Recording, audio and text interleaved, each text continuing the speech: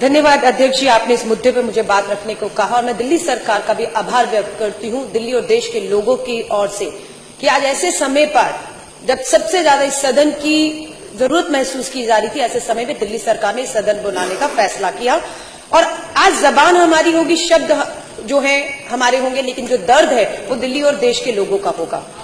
अध्यक्ष जी, 25 जून 1975 को देश में पहली बार इमरजेंसी लगी थी। मैं उस समय पैदा भी नहीं हुई थी, लेकिन मुझे यकीन है कि आप उस समय राजनीति में सक्रिय थे। आपने उस तरह की इमरजेंसी जब पूरे देश में लगी थी, वो एक राजनीतिक अराजकता का माहौल था, लेकिन ऊपर जरा बातचीत कैसे हो रही है? कह रही थी 25 जून 1975 को जब देश में इमरजेंसी लगी थी, मैं पैदा भी नहीं हुई थी, लेकिन आपने उस इमरजेंसी को अपने आंखों से देखा, महसूस किया होगा। उस समय भी बहुत लोग थे जो उस समय जब इमरजेंसी लगी उसकी तारीफ कर रहे थे, उसे ठीक ठहरा रहे थे और बहुत से लोगों जो ठीक ठहरा रहे थे, मुझे लग रहा है आज उसी तरह बहुत से हमारे खिलाड़ी हैं, बहुत से हमारे राजनेता हैं। मुझे लगता है कहीं ना कहीं दबाव या बंदूक रख के उनसे ये हालात जो देख रहे हैं उसे नजरअंदाज करते हुए सरकार के इस कदम की जो तारीफ करवाई जा रही है। यही उस समय पहले भी हुआ था। पूरा देश में अराजकता का माहौल उस समय राजनीतिक था, इस समय राजनीति के साथ आर्थिक भी है। अध्यक्ष जी, मैं और मनीष सिसोदिया जी शनिवार को चांदनी चौक बाजार में, खारी बावली में, कश्मीरी गेट में एक छोटे से छोटे व्यापारी को मिले। हमने वहां देखा बाजार पूरी तरीके से अध्यक्ष जी बंद पड़े हुए हैं। व्यापारियों ने बताया जो छोटा व्यापारी भी चांदनी चौक जैसी जगह पर 10-12 हजार रुपए कमा लेता था, उसकी सेल 400-500 पर आकर रुक गई है। उसके पास घर में जाकर बच्चों को खिलाने के लिए पैसे तक, रोटी तक के नहीं है। लंबी लंबी लाइनें लगी हुई हैं। अध्यक्ष जी, मैं एक चीज के ऊपर ध्यान दिलवाना चाहती हूँ, 2-3 चीजें हैं। नरेंद्र मोदी जी देश के प्रधानमंत्री ने 8 तारीख की रात को 8:17 के ऊपर सारे टीवी चैनल पे लाइव आए और हमें लगा कि पता नहीं क्या हो गया। पहला शब्द था काले धन से लड़ना चाहते। पूरे देश में खुशी थी, मुझे भी वो शब्द सुनकर बहुत खुशी महसूस हुई कि प्रधानमंत्री 2.5 साल बाद शायद अपना कमिटमेंट पूरा करने जा रहे हैं और ये बिल्कुल देश काले धन से लड़ना चाहता है। लेकिन जैसे जैसे उन्होंने अपनी बात को आगे बढ़ाया तो हमारे पांव के नीचे से जमीन हट गई, क्योंकि हम जमीन के लोग हैं। हमें मालूम था कि ये जो फरमान जारी किया जा रहा है उसके बाद देश और दिल्ली के अंदर हालात क्या होने वाले हैं। अध्यक्ष जी, सबसे बड़ा मजाक उन्होंने तब किया जब 8 तारीख की रात को वो तुगलक की फरमान जारी करते कि 500 और 100 के नोटों पर पाबंदी लगा देते हैं और 9 तारीख की सुबह हवाई जहाज लेकर जापान रवाना हो जाते हैं विदेशी दौरे पर। और वहां जाकर जो भारतीय कम्युनिटी उसमें बहुत ठाके लगाकर, तालियां बजा बजा कर जिक्र करते हैं उस बूढ़ी मां का जो कहीं वृद्धाश्रम में पड़ी हुई है। ये कहते हैं मेरी बात हुई एक मां से, जो पता नहीं कब बात होगी, बड़ी हैरानी की बात, और कौन से आश्रम की कौन सी मां से प्रधानमंत्री जी की बात हुई। जुमले गढ़ना इनसे सीखिए कोई। उन्होंने कहा वहां पर जापान की हमारी इंडियन कम्युनिटी के सामने कि मुझे एक मां ने बहुत आशीर्वाद दिया। उन्होंने कहा कि मेरे बेटा बहू मुझे वृद्धाश्रम में छोड़ गए थे, लेकिन अब मुझे उनको मेरी याद आ रही है और मेरे बैंक में 2.5 लाख रुपया जमा हो गया है। वो मां कहाँ है, कौन सा आश्रम है, कब बात हो गई प्रधानमंत्री जी से जिसका जिक्र वो जापान में जाकर कर रहे थे, ठाके लगा रहे थे। अध्यक्ष जी, वो मां मुझे मिल गई है, मैं बताना चाहती हूँ। और उस मां ने मुझे कहा, जिस मां की प्रधानमंत्री जी से बात हुई वही मां उसी हिसाब से मुझे भी बता रही है कि मोदी जी को जाकर कह दीजिए कि मुझे नहीं मालूम मेरा बैंक खाता वो कौन सा है, मुझे नहीं मालूम मेरे बेटे ने कब और कैसे 2.5 लाख डाला है। अगर आपकी जानकारी में है मोदी जी, तो जाइए मेरे बेटे को काला धन मेरे खाते में डालने के मामले में गिरफ्तार करिए, जेल में डालिए। और आशीर्वाद मैं आपको तब दूंगी जब वो मां ये कह रही है कि मैं अपनी 4 दिन से पासबुक लेकर बैंक के धक्के खा रही हूं, मैं अपनी पेंशन नहीं लगवा पा रही हूं, मैं दवा नहीं ले पा रही हूं, वो मां रो रही है। ये मोदी जी को मैं बताना चाहती हूं, ये वही मां है जिस मां ने आपको आशीर्वाद दिया था। अध्यक्ष जी, सबसे बड़ी बात, खाता नंबर मैं बता रही हूं ऑन रिकॉर्ड 5545100034। ये किसका अकाउंट नंबर है अध्यक्ष जी? पश्चिम बंगाल के भाजपा के जो खाता है, पार्टी कार्यालय का खाता का नंबर बता रही हूं, दोबारा बता रही हूं 5545100034। मैं क्यों इसका जिक्र कर रही हूं अध्यक्ष जी? प्रधानमंत्री देश के कहते हैं ये जानकारी बहुत खुफिया रखी गई है, किसी को इसकी जानकारी नहीं दी गई है। 8 तारीख की रात को 8:37 में घोषणा करते हैं और उसी दिन सुबह 500 और 1000 के नोट भाजपा कार्यालय बैंक के खातों में जमा करा देता है सुबह सुबह। ये कोई पूछेगा कि 1 करोड़ रुपया जो भाजपा के खाते में सभी के सभी 100 और 500 के नोट जमा कराए गए, वो कैसे आए? और ये एक ही उदाहरण नहीं, ऐसे बहुत से उदाहरण है अध्यक्ष जी जो मैं आपको गिना सकती हूँ। और मुझे लगता है बिल्कुल जो जांच की मांग की जा रही है, भाजपा के एक कार्यालय खातों की जांच होना बेहद जरूरी हो चुका है। ये कहना कि ये जानकारी किसी को नहीं थी, ये बिल्कुल झूठ है। इसके एक और अब मैं आपको सबूत दे देती हूँ। अध्यक्ष जी, मैं पूछना चाहती हूँ, ये शख्स जो है संजीव कंबोज, ये कौन है? ये पंजाब का भाजपा का बहुत बड़ा नेता है। ये ट्वीट पर 2000 नोटों की गच्छी की तस्वीर डालते हैं। और कब डालते हैं? मोदी जी घोषणा करते हैं देश के प्रधानमंत्री 8 तारीख की रात को। और संजीव कंबोज जो भाजपा के बहुत बड़े नेता है पंजाब से, वो ये खबर डालते हैं 10:53 सुबह 6 तारीख को, 6 नवंबर को, जब देश को नहीं पता था कि 2000 का नया नोट आने वाला, उसकी शक्ल क्या होगी। उसको आरबीआई जो है मोदी जी की, प्रधानमंत्री की घोषणा के बाद जो है उस नोट को दिखाती है पूरे देश में कि वो नोट कैसा होगा। लेकिन भाजपा के इस नेता के पास इसकी जानकारी, इसकी तस्वीरें, ये नोट कैसे थी, ये तो देश जानना चाहेगा, कैसे इनको खबर थी इसकी। लेकिन इसका जवाब भाजपा का कोई नेता देने को तैयार नहीं है। उल्टा राष्ट्रवाद और देशभक्ति के नाम पर जिस तरह से निर्दोषों को, मैं कहूंगी, क्योंकि चीफ जस्टिस ऑफ इंडिया के भी पूर्व चीफ जस्टिस ने भी कहा है कि जिनको फेक इनकाउंटर में मारा गया है उनका दोष कभी साबित ही नहीं हुआ, वो अभी अंडर ट्रायल थे। तो देशभक्ति के नाम पर, राष्ट्रवाद के नाम पर, आतंकवाद के नाम पर जिस तरह से निर्दोषों को फेक इनकाउंटर का शिकार बनाया जा रहा है, ठीक उसी तरह देशभक्ति राष्ट्रवाद के नाम पर, काले धन के नाम पर निर्दोषों को, 125 करोड़ की गरीब मजदूर आम आदमी किसानों को लाकर इन्होंने जो है वो सड़क पे खड़ा कर दिया है। शर्म आती है हमें, उस मां के आंसू नहीं दिखते। और सबसे बड़ी तो मैं निंदा करना चाहूंगी, शर्म आती है।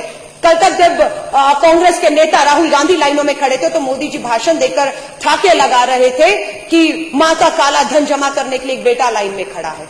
और आज मैं कहूंगी, क्या देश के प्रधानमंत्री जी, आपकी भी माता जी को आज आपने 90 साल की उम्र में लाइन में खड़ा करने का एक फोटो, कहूंगी एक अपॉर्चुनिटी की तौर पे आपने देखा, 90 साल की मां को लाइन में खड़ा कर दिया है। बहुत से देखे हैं, मैंने 4000 रुपया लाइन में खड़ा होकर निकाला और सबसे पहले 4000 में से 2000 लेकर मैं अपने 80 साल के करीब, मेरे पिताजी की उम्र होने वाली है, 75 साल के ऊपर मेरी मां है, सबसे पहले अगर 4000 निकाला तो 2000 अपनी मां को देकर आई कि मां जरूरत हो तो रख लो, मुझे पता है आप लाइनों में नहीं लग पाओगी, आपको शुगर की बीमारी है। देश के प्रधानमंत्री 4000 बदलने के लिए अपनी माता जी को खड़े करते थे। बहुत सी माताओं की पेंशनें नहीं मिल पा रही हैं, वो रो रही हैं। अध्यक्ष जी, और मैं आपको बताती हूं, इसके अलावा बाबा रामदेव जी ने भाषण दिए थे, नरेंद्र मोदी जी का चुनावों में समर्थन किया था, काला धन आएगा और 15 लाख आएगा सबके खाते में। हम इसी देश का इंतजार कर रहे थे। जब मोदी जी घोषणा करने लग गए, मुझे लगा शायद काला धन वापस आ गया और सबके खातों में अब 15 लाख आने वाला है। लेकिन अध्यक्ष जी, होता क्या है, अभी एक अलवर की वीडियो जो है वो क्लिपिंग चल रही है किसी न्यूज चैनल की, उसमें बाबा रामदेव अलवर राजस्थान का कोई उपचुनाव होना है, उसके उम्मीदवार है, चांदनाथ प्रत्याशी है, उनके प्रचार में गए तो उनको भूल गए कि मेरे सामने माइक और कैमरे लगे हुए हैं। जो भाजपा के प्रत्याशी चांदनाथ हैं, वो बाबा रामदेव जी के कान में कहते हैं, अरे बड़ी मुसीबत आ गई, मेरा भी पैसा पकड़ा गया। ये उनके शब्द हैं। किसी ने कहीं से पैसे लाने में बड़ी दिक्कत हो रही है, हमारे पकड़े भी गए। अब बाबा रामदेव जी क्या कहते हैं, उनका हाथ पकड़ते, उन्हें चुप कराते, ये बात यहां बंद करो, बावले हो गए हो, यहां मत करो, फंस जाओगे। ये क्या सच्चाई है? ये क्लिपिंग चल रहा है लेकिन मीडिया नहीं दिखा रहा उसको। उसके ऊपर बाबा जी से नहीं पूछा जा रहा किसका कौन सा पैसा पकड़ा गया। ये वही बाबा रामदेव है जो आज पतंजलि में अंदर जो करोड़ों रुपए, मैं कह रही हूं, आप सरहद पे खड़े जवान का बाबा रामदेव हवाला दे रहे देशभक्ति के नाम पर। बाबा रामदेव जी, आपका हम लोग आपको तब हम मानेंगे जब आप पतंजलि के दरवाजे खोल देंगे और आटा और नमक और चीनी और भूखे जो लोग आज हैं उनके घर तक आपका पतंजलि का सामान पहुंच जाए। पर आपके यहां पर भी काले धन को सफेद करने का काम चल रहा है। दूसरा, भाजपा के ही बहुत बड़े नेता, बहुत नाम फेमस हुआ, सुषमा स्वराज जी वहां से चुनाव जब लड़ी थी, बिल्लारी ब्रदर्स करके माइन माफिया हैं, सीबीआई में उनके केस चल रहे हैं। 16 तारीख को उनकी बेटी की शादी है। ये हिंदुस्तान टाइम्स की न्यूज़पेपर में इसका खुलासा है कि 500 करोड़ रुपया बिल्लारी ब्रदर, रेड्डी ब्रदर, भाजपा के लीडर जो है नेता, 500 करोड़ रुपया अपनी बेटी की शादी पे खर्च करना चाह रहे हैं। क्या इसकी कोई जांच करेगा कि ये 500 करोड़ रुपया जो शादी पे उड़ाया जाएगा ऐसे माहौल में, वो कहां से आया? वो कैश है, बैंकों से आया, कैश है तो कब और कौन से बैंकों में ये बदला गया? अध्यक्ष जी, इसकी कोई जानकारी अगर आप मांगेंगे तो आपको देशद्रोही कहा जाएगा। अध्यक्ष जी, अभी एक और हिंदुस्तान टाइम पंजाब की खबर आई है कि पंजाब में 2 लोगों को 2000 के जाली नोटों के साथ पकड़ भी लिया गया। मैं चांदनी चौक से आती हूं, हमारे यहां पर बहुत प्रचलन है, सुनने में आता है कि हवाला कारोबार होता है, और आज तक और बहुत से चैनलों ने स्टिंग ऑपरेशन भी की। किस तरह से रातों रात काला पैसा जो है वो सोनहारों की दुकान पर पहुंचा, सोनहारों ने कैसे जो काला धन स्वीकार करते हुए किस तरीके से काला धन लेकर सोना बेचा है, इसका खुलासा हुआ। अध्यक्ष जी, हवाला के थ्रू कैसे पैसा हो रहा है, जाली नोट आ चुके हैं, बिल्कुल इसकी चिंता जो है वो इनको नहीं हो रही है। अगर आप प्रश्न करेंगे तो आपको देशद्रोही कहा जाएगा, आपको जो है। और मैं अध्यक्ष जी कहूंगी, नितिन जी प्लीज, ये अखबार की सच्चाइयां हैं। दिल्ली के 80% एटीएम खाली पड़े हुए हैं, क्योंकि 100 का आपने 500,000 बंद कर दिया, उसके बाद एक ही नोट बचता है एटीएम में, जो फिट होता था वो 100 का होता था। और 100 की जो हकीकत है इस देश में, ये मैं नहीं कह रही, ये आंकड़े हैं, ये मेरे हाथ में इंडिया टुडे का न्यूज़पेपर है। इंडिया टुडे का न्यूज़पेपर ये बता रहा है कि देश में तो कुल करेंसी का जो 500 के नोट थे उसका 47% जो है वो हिस्सा था, और जो 1000 के नोट थे उसका लगभग 37%। आप मानिए लगभग 80% जो करेंसी थी वो 500 और 1000 के नोट की थी। 80-85 बाकी जितना भी रह गया, कुछ प्रतिशत 100 के नोट से ये देश ये सोच रहे हैं कुछ यूं चल जाएगा। ये हकीकत है।